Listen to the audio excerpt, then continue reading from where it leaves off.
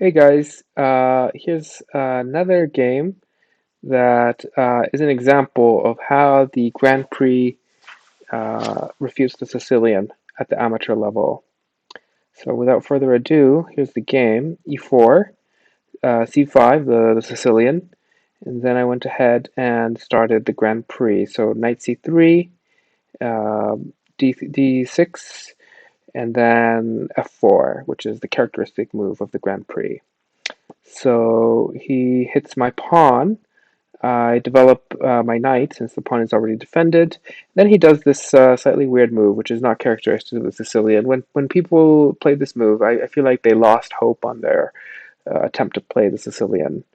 And what I actually did was I pushed the pawn, and what that does is it blocks in this bishop, which is great. In fact, the bishop is now restricted to this exact square because this one is controlled by the pawn, and this one is defended by this other pawn.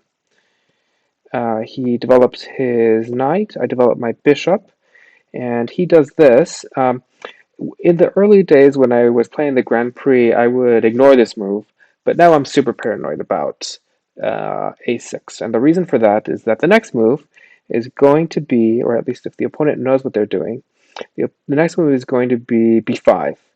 And then my bishop is going to have to go somewhere. He might go here, and then it'll get traded off. But that's not ideal because this bishop is a star player in the Grand Prix, at least in the version of the Grand Prix that I play.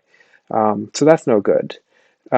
So I'd have to. There's basically no good place to put it. I can retreat all the way here, then he's going to get attacked. Then I have to go all the way back here. It's really not a good time. If I make the mistake of retreating here, then the next move will be c4, and then I've lost the bishop. So it's not a good time.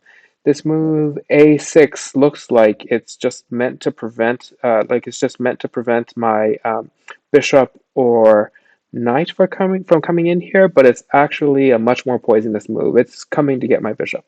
But thankfully, it's pretty good. It's pretty easy to prevent that. And the way to prevent that is, well, there's two moves. One is a3, which effectively creates a little escape hatch for the bishop here. I can come back here. But the problem with this move is that he can still push this. And yes, my bishop is not under attack, but he is hemmed in. I am staring at that pawn instead of staring at that pawn, which is the one I'd like to be staring at in the Grand Prix. So the better move, and what I played in the game, was a4 instead of a3. And what that does is it effectively prevents a5. He could still play it, but then I would capture, he would capture, and then I could even just capture back. Um, well, not really. First I would capture the rook here on a8, and I mean, if I captured the rook, then I would even be okay to let go of the bishop because it's a rook. Hey. So then he did this move here, preparing to castle, and then I castled. He castled, and then I pushed my pawn. And basically, this is a pretty typical Grand Prix setup. You got this bishop staring down at the f pawn. You got this bishop staring down this diagonal. Knight is ready to come here. Queen is ready to be shifted over. Rook has it's not an open file, but he has some space to maneuver. Sometimes in the Grand Prix, you want to do a lift. You want to bring him around and have him support the queen along this h file. So he brings his knight around to harass my bishop. Good thing I had planned for that escape square, so it effectively does nothing. He brings his queen out. I shift my queen around to attack as planned, and then I'm not sure what he's doing. I guess the point of this move is to maneuver the bishop somewhere useful, since it was so sad along this diagonal, just sort of blocked in by the pawn. Both of his bishops are pretty sad, if you notice.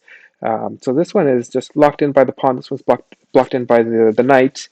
And as discussed, this one is also not doing super great. It's a little bit better because it does have the square, but even then, it's looking at my pawn here, which is protected, and looking at this other pawn, which is also not super great. Contrast that with my bishops, which are just monsters along these diagonals. So queen shifting as planned. He brings his knight back, and then notice I'm threatening checkmate. So this right here would be checkmate. So he has to do something about that. He pushes his pawn, and of course that loses the exchange, loses the rook. Um, then I bring my knight in to join the attack. He attacks my queen. Oh, he's attacking my queen. And so I defend, I move my queen to where she's not attacked. He moves his king. Um, the reason for that is that, I was threatening to check here, protected by the knight. I capture, effectively unleashing this rook here. As you know, if you've seen some of my other games, this is a typical feature of games or openings where you push the f pawn. You often end up with this crazy rook on the f file that's just bearing down on the castle. He captures, but effectively now my rook can come down. He's supported by the bishop, and he's supported by the knight as well. And at this point, my opponent resigned.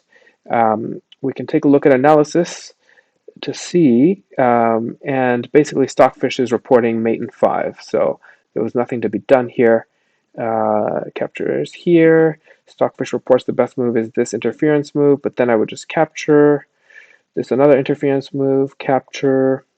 So Stockfish here is reporting what it thinks are the best moves for each side, sacrificing the queen effectively, and then that's just checkmate. So that's, according to Stockfish, that's the best line for both sides. It was a forced mate in 5.